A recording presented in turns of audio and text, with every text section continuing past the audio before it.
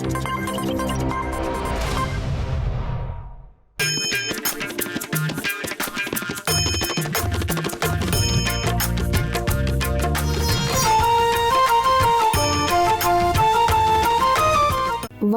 இன்றைய நாள் 1/1/2026 வியாழக்கிழமை.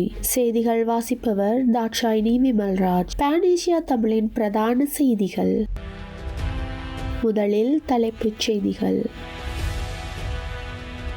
எவரேனும் வரி ஏற்பு செய்தால் கடுமையான சட்ட நடவடிக்கை எடுக்கப்படும் என ஜனாதிபதி அனுரகுமார திஸநாயக்கா எச்சரிக்கை. சிஐடி விசாரணை வலயத்தில் டக்ளஸ் அரசு தரப்பு தகவல். லஞ்சம் வாங்கிய குற்றச்சாட்டில் போலீஸ் அதிகாரி கைது. புத்தாட்டில் இங்கிலாந்து முழுவதும் கடும் பனிப்பொழிவு எச்சரிக்கை. தொடர்பான விரிவான செய்திகள். முதலில் தாயக செய்திகள். இலங்கையில் எவரேனும் வரி ஏற்பு செய்தால் அவருக்கு எதிராக கடுமையான சட்ட நடவடிக்கை எடுக்கப்படும் என ஜனாதிபதி அனுரகுமார திஸநாயக்கா எச்சரித்துள்ளார். யாராவது வரி ஏற்பு செய்தால் அவர்களின் பதவியை பொருட்படுத்தாமல் சட்ட நடவடிக்கை எடுக்குமாறு ஜனாதிபதி உரிய அதிகாரிகளுக்கு பணிப்புரை விடுத்துள்ளார். உள்நாட்டு இறைவரி திணைக்களத்திற்கு நேரடியாக சென்று நிலைமைகளை ஆய்வு செய்த போதே ஜனாதிபதி இதனை தெரிவித்துள்ளார். டிட்வா சூறாவளியின் பின்னர் வாகன இறக்குமதி நிறுத்தப்பட்டதாகவும் அந்த பணம் பேரிடருக்கு பயன்படுத்தப்பட வேண்டும் எனவும் சிலர் கூறுகின்றனர். வாகனங்களை இறக்குமதி செய்வதற்கு பேரிடர் நிவாரணம் வழங்குவதற்கு பணம் இருப்பதால் வாகன இறக்குமதியை நிறுத்த முடியாது என ஜனாதிபதி குறிப்பிட்டுள்ளார். ஏப்ரல் மாதத்தில் நாடு சரிந்துவிடும் என கூறியுள்ளார்.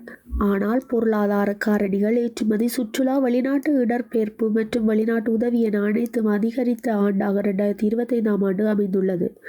வரிகள் எவ்வாறு ஏற்பு செய்யப்பட்டன என்பதையும் நாங்கள் அறிவோம். ஏற்பு வரலாறு எங்களுக்கு தெரியும். ஒரே இரவில் வரி திருத்தங்களின் வரலாறும் உள்ளது. அவை தணிக்கை அறிக்கையில் குறிப்பிடப்பட்டுள்ளன. இது ஒருபோதும் நடக்காது என்பதை நினைவில் கொள்ளுங்கள். ஒரு தனிநபர் அல்லது ஒரு துறை குறிவைத்து யாராவது தங்கள் குடும்ப உறவுகள், அரசியல் தொடர்புகள் அல்லது அரசியல் தொடர்புகளின் அடிப்படையில் வரிகளை நிறுத்த மாட்டார்கள். ஒன்றாக போராடுவோம். சட்டங்கள் போதாது என்றால் சட்டங்களை வலுப்படுத்துவோம் என ஜனாதிபதி அனுரகுமார திஸநாயக்கா மேலும் தெரிவித்துள்ளார். ஐஸ் மற்றும் ஹெரோயின் போதைப் பொருட்களுக்கு சந்தேக நபர் ஒருவர் கட்டுநாயக்க காவல்துறையில் கைது செய்யப்பட்டுள்ளார். குறித்த கைது நடவடிக்கை நேற்று புதன்கிழமை மாலை கட்டுநாயக்க காவல்துறை பிரிவில் உட்படுத்தப்பட்ட 18வது போஸ்ட் பகுதியில் முன்னெடுக்கப்பட்டுள்ளது. காவல்துறையினரிடமிருந்து கிடைத்த ரகசிய தகவலுக்கு அமைய மேற்கொள்ளப்பட்ட சோதனை நடவடிக்கையின் போதே இந்த கைது நடவடிக்கை இடம்பெற்றுள்ளது. சந்தேக நபரிடமிருந்து 342 கிராம் 70 மில்லிகிராம் ஐஸ் போதைப் பொருட்கள் மற்றும் 352 கிராம் 180 மில்லிகிராம் ஹெரோயின் போதைப் பொருட்கள் என்பன கைப்பற்றப்பட்டுள்ளன. சந்தேக நபர் மீனுவங்கொட பகுதியைச் சேர்ந்த 30 வயதுடையவர் என தெரிவிக்கப்பட்டுள்ளது. கட்டுநாயக்க காவல்துறையினர் மேலதிக விசாரணையை மேற்கொண்டு வருகின்றனர். ஒரு தொகை வெளிநாட்டு சிகரெட்டுகளை சட்டவிரோதமான முறையில் நாட்டுக்குள் கடத்த முற்பட்ட குற்றச்சாட்டில் ஒரு தம்பதியினர் பண்டரநாயக்க சர்வதேச விமான நிலையத்தில் கைது செய்யப்பட்டுள்ளனர். கைப்பற்றப்பட்ட சிகரெட்டுகளின் பெறுமதி 5.25 மில்லியன் ரூபாய் என மதிக்கப்பட்டுள்ளது.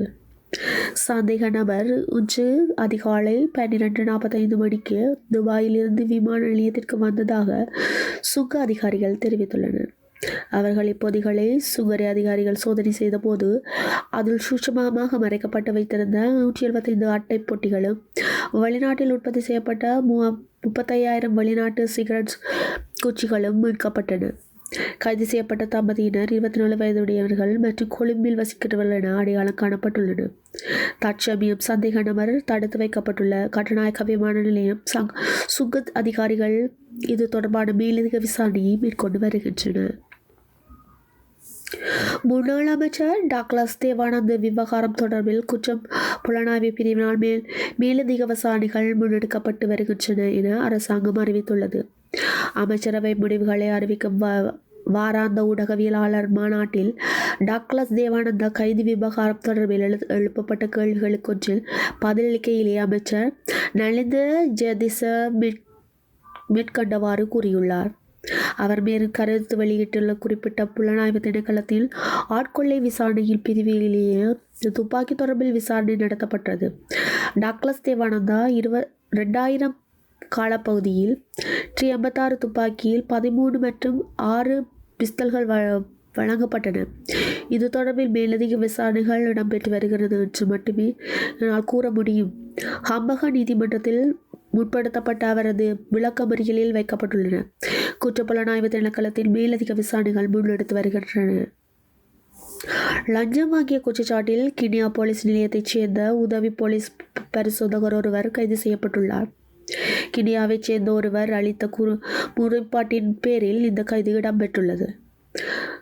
முறைப்பாட்டர் மீது நடத்தப்பட்ட தாக்குதல் சம்பவம் தொடர்பான 2 சந்தேக நபர்களை கைது செய்துள்ள நிலையில் ஏனைய சந்தேக நபர்களை கைது செய்து சட்ட நடவடிக்கை எடுப்பதற்காக லஞ்சமாக 10,000 ரூபாயை கோரி அதனை வேறொருவர் ஊடாக பெற்றுக்கொள்ள முயன்ற போது குறித்த போலீஸ் அதிகாரி கைது செய்யப்பட்டுள்ளார்.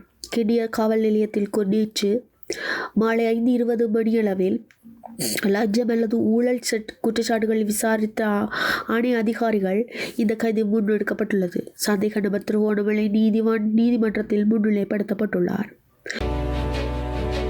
தொடர்பான உலகச் செய்திகள்.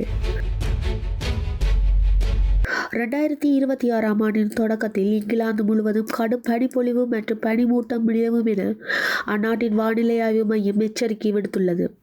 இங்கிலாந்து, வேல்ஸ், ஸ்காட்லாந்து மற்றும் வடக்கு அயர்லாந்து ஆகிய பகுதிகளில் மஞ்சள் எச்சரிக்கை விடுக்கப்பட்டுள்ளதால் போக்குவரத்து நெரிசல்கள் மற்றும் பயண தாமதங்கள் ஏற்பட வாய்ப்புள்ளது. குறிப்பாக மலைப்பாகங்கள் இடங்களில் 30 சென்டிமீட்டர் வரை பனி குவியக்கூடும் என்பதால் பொதுமக்கள் மிகுந்த எச்சரிக்கையுடன் இருக்குமாறு அறிவுறுத்தல் வழங்கப்பட்டுள்ளது. பனிக்கட்டிகளால் நழுவி விழும் அபாயம் இருப்பதால் பாதசாரிகள் மற்றும் வாகன ஓட்டிகள் முக்கிய சாலைகளை பயன்படுத்தவும் பாதுகாப்பாக எனவும் வானிலை ஆய்வு மையம் பரிந்துரை செய்துள்ளது. இந்த அதீத குளிர்காலத்தை மற்றும் பலத்த காற்றினால் மின்சாரம் மற்றும் பயண சேவைகள் பாதிக்கப்படக்கூடும் என எதிர்பார்க்கப்படுகிறது. இந்த பனி புயல் சூழலை எதிர்கொள்ள தேவையான முன்னெச்சரிக்கை நடவடிக்கைகளை மேற்கொள்ளுமாறு அதிகாரிகள் மக்களை கேட்டுள்ளனர். இத்துடன் பேனிசியா தமிழின் பிரதான செய்திகள் நிறைவு பெறுகிறது. செய்திகளை உடனுக்குடன் தெரிந்து கொள்ள பேனிசியா தமிழ் நியூஸ் வலையொலியை சப்ஸ்கிரைப் செய்யுங்கள். நேரலையில் www.panisiatamil.tv என்ற இணையதள வாயிலாக தொலைக்காட்சியை பார்வையிடலாம். நன்றி, வணக்கம்.